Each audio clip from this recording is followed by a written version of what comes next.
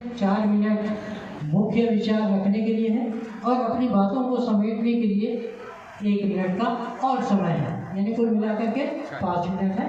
समय को विशेष ध्यान देंगे और जैसा संकेत प्राप्त होगा वैसे आप अपनी बातों को समझने का प्रयास करेंगे। हट इतना ना कर पाऊंगा। क्रमांक 2 जूम कर रहा है ना,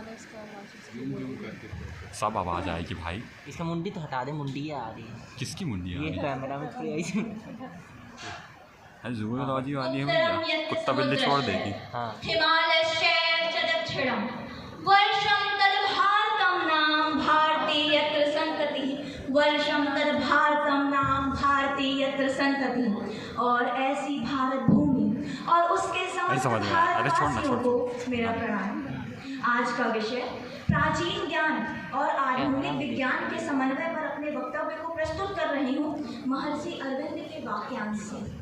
महर्षि अरविंद कहते थे कि कल कारखानों से कोई देश नहीं बनता, बड़े बड़े उद्योग धंधों से भी देश नहीं बनता, तो देश किससे बनता है? बड़ी जनसंख्या से भी देश नहीं बनता, तो किससे बनता है?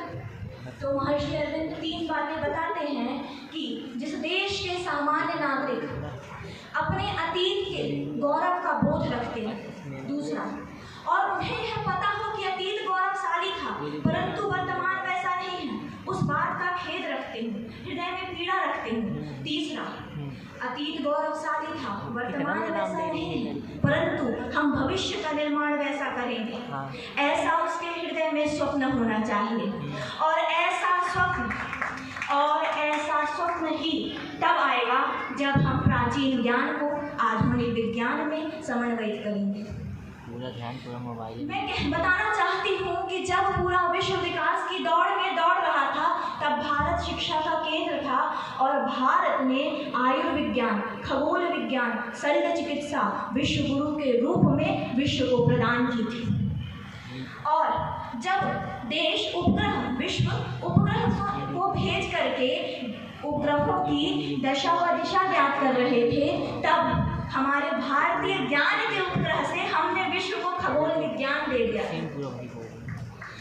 तो मैं बस यही बताना चाहती हूँ आप सबके समक्ष आज की, हम सभी को पता होना चाहिए कि हमारा प्राचीन ज्ञान कितना गौरवशाली था, क्योंकि हमारा प्राचीन ज्ञान कहता है कि ज्ञान से विज्ञान की ओर जाओ, विज्ञान से प्रज्ञान की ओर जाओ, और जब प्रज्ञान का उदय होगा तब वास्तविक परिस्थितियां समझ आएंगी।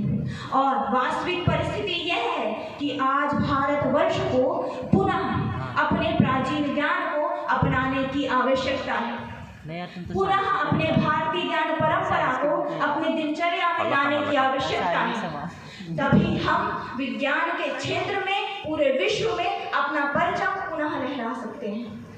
कहा जाता है कि मैथिली शरण गुप्त कहते हैं कि भूलोक का गौरव प्रकृति का पुंज लीला स्थल कहाँ, फैला हिमालय, फैला मनोहर हिमालय गिरी और गंगा जल कहाँ, संपूर्ण देशों से अधिक किस देश का उत्कर्ष है, संपूर्ण देशों से अधिक किस देश का उत्कर्ष है, उसका की जो ऋषभूमि है वह कौन? भारतवर्ष है।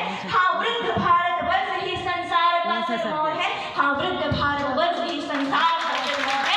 और उस सिरमौर को हमें पुनः बनाना है, भारत को विश्व गुरु पुनः बनाना है, तो प्राचीन ज्ञान परंपरा को, भारतीय परंपरा को अपने आधुनिक विज्ञान में समन्वयित करना ही पड़ेगा। जब बुद्ध जी यह पंक्ति कहते हैं तब वे हमें मार्गदर्शित करते हैं, तब वे हम युवाओं को प्रेरित करते हैं। और आज इस मंच से मैं आप सब युवाओं का आह्वान करना चाहती हूँ कि तुम कर्मठता के सूरज हो, युग तुमसे नया विहार मांगता, युग तुमसे कैसा विहार मांग रहा है जिसमें हम अपनी प्राचीन ज्ञान परंपरा और संस्कृति का सम्मान कर रहे हो, उसका बोध रखते हो।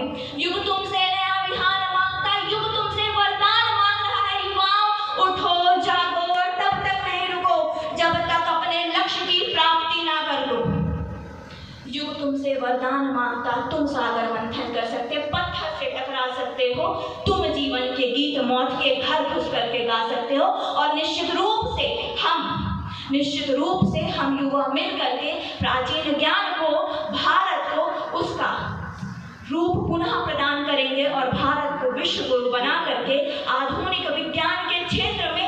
विश्व में परचम लहरा रहे होंगे। जय हिंद, जय भारत, धन्यवाद।